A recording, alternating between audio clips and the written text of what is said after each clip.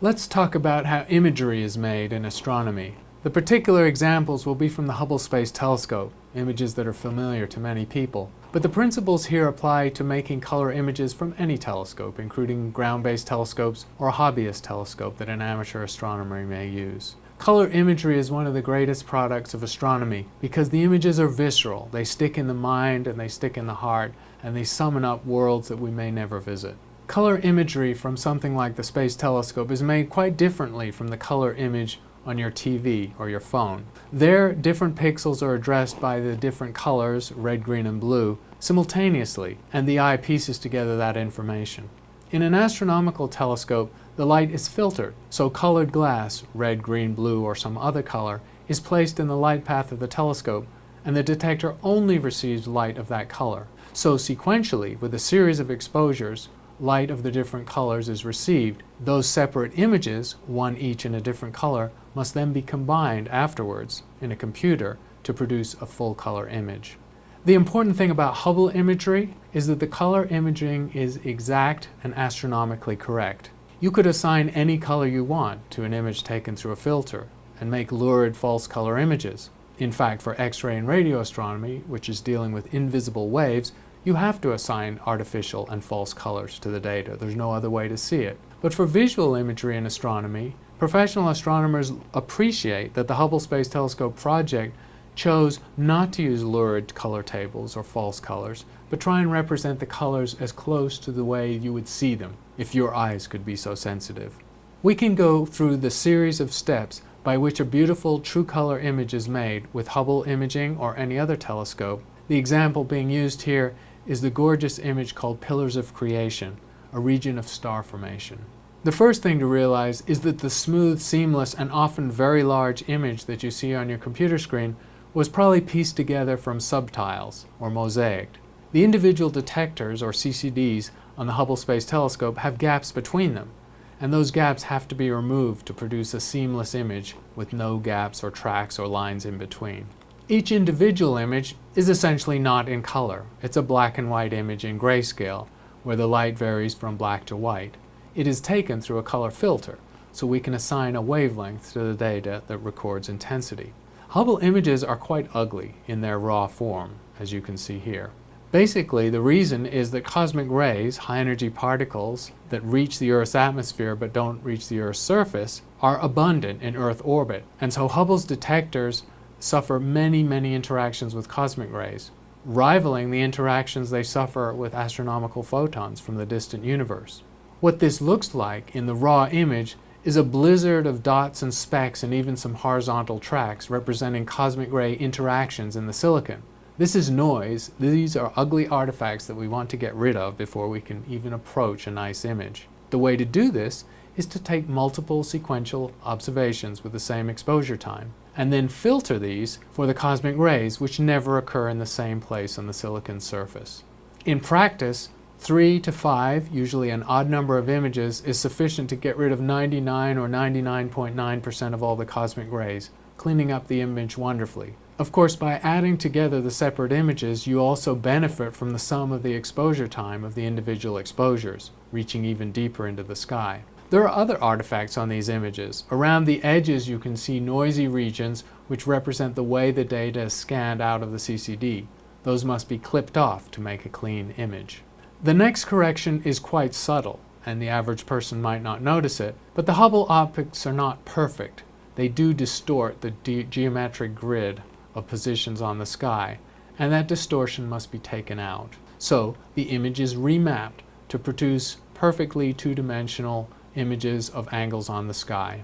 The final part of the process is that each of the black and white images, taken through a different colored filter, is assigned a color, and those are combined to get the true color image. The weighting of those different colors can be varied to adjust the color balance, and the result is something that resembles a true color image of the sky.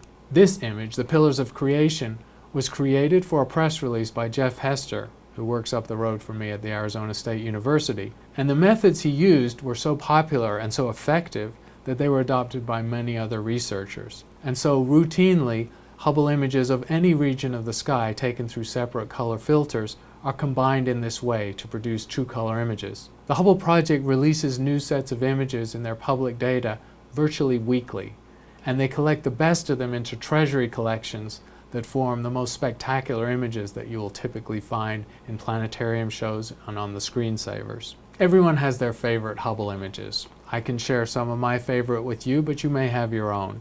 There are literally thousands of color Hubble images after its 2.5 decades of work.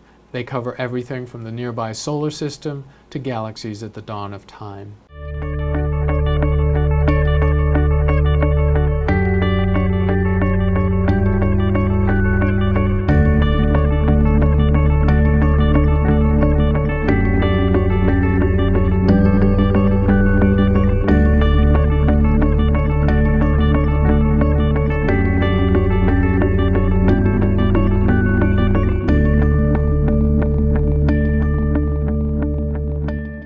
The Hubble Space Telescope project produced a video, Hubble Revelations, which summarized the impact Hubble had made on almost every field of astrophysics.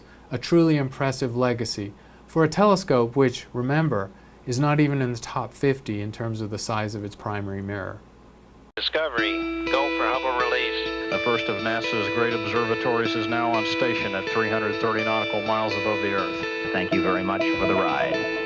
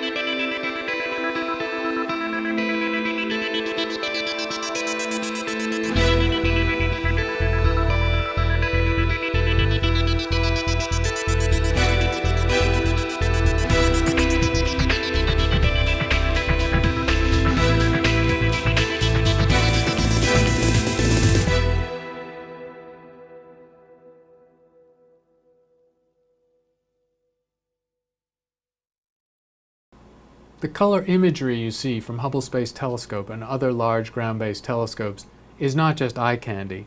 It also contains astronomically important information. Often the blue channel is associated with an oxygen line or the red channel with a hydrogen line, so you can learn about chemical composition of the glowing gas when you see a nebula.